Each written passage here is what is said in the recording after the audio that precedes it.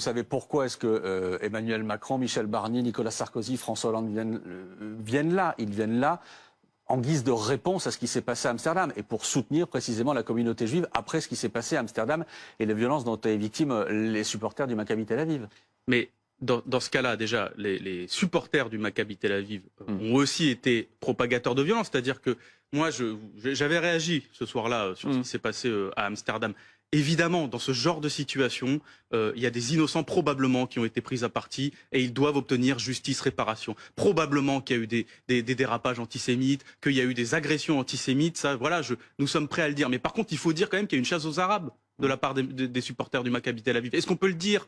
Est-ce que c'est normal qu'aucun chef d'État n'ait quand même considéré qu'à un moment, à Amsterdam, il y a une chasse aux Arabes, notamment sur des taxis arabes, qui ont entraîné une réaction, qui est une réaction violente, que je réprouve, parce que nous ne sommes pas pour la violence, mais enfin quand même, on ne va pas réécrire à ce point-là le scénario. D'ailleurs, je vous le dis à vous, BFM, parce que j'avais réagi aussi là-dessus, vous avez diffusé des images il y a quelques jours qui étaient censées illustrer des supporters d'Amsterdam qui chassaient des fans ou des supporters du Maccabi Tel Aviv. C'était l'inverse. C'était des images qui montraient en réalité des supporters du Maccabi Tel Aviv. Nous avons diffusé les images, précisément, notamment les images qui avaient été diffusées par la presse néerlandaise, où il y avait effectivement des Néerlandais qui chassaient des supporters israéliens. La journaliste en question a réagi, elle a interpellé la BBC, la CNN, vous n'êtes pas les seuls, hein, la plupart des médias en fait, y compris français. Vous ne niez pas, David Guiraud, qu'il y ait eu précisément, après ce match, avant et après ce match d'ailleurs à Amsterdam, qu'il y ait eu une chasse aux supporters juifs du Maccabi Tel Aviv, qu'il y ait eu notamment encore il y a quelques heures des cris insupportables qui ont été entendus notamment à Amsterdam, on parle du cancer juif, etc. Tout ça, vous ne le niez pas non plus. Je ne nie pas. Ce que je conteste, c'est votre lecture des événements. En gros, pardonnez-moi, vous êtes venu ce matin nous dire que ce qui est arrivé aux supporters de ce club, bah, ils l'avaient bien cherché.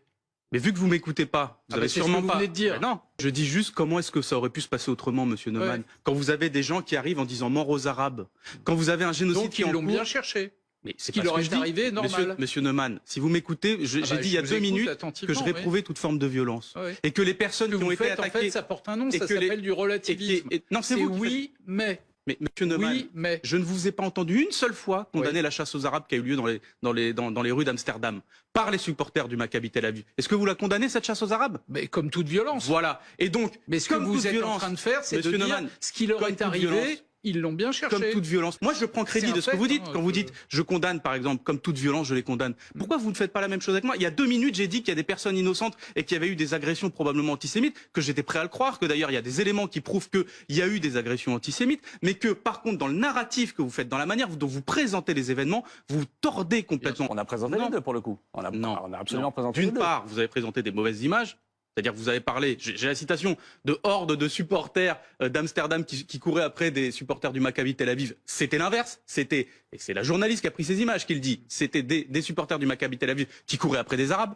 Donc déjà, il y a un petit problème dans votre traitement de l'information. On a montré les drapeaux palestiniens qui ont été retirés. On a montré aussi, par exemple, David Guiraud, ce qui a été relayé par la presse. C'est-à-dire que avant même que ce match ait lieu, avant même que les supporters soient arrivés, il y avait des messages qui tournaient sur un certain nombre de boucles WhatsApp où il était dit qu'il fallait s'en prendre à ces supporters-là. Mais vous voyez, regardez, là c'est terrible ce que vous faites, parce que vous ne précisez pas que ces messages sur des boucles WhatsApp sont des boucles WhatsApp de taxis d'Amsterdam, et qui circulaient précisément parce que la veille du match, un membre des taxis d'Amsterdam, un taxi d'Amsterdam, s'est fait fracasser son taxi. Par des supporters. Bah oui, mais faut le dire. Ah oui, ça compte quand même dans la mise en contexte. Mais donc il faut tout dire. Il faut tout dire. C'est ce que je vous invite à faire. Je suis d'accord.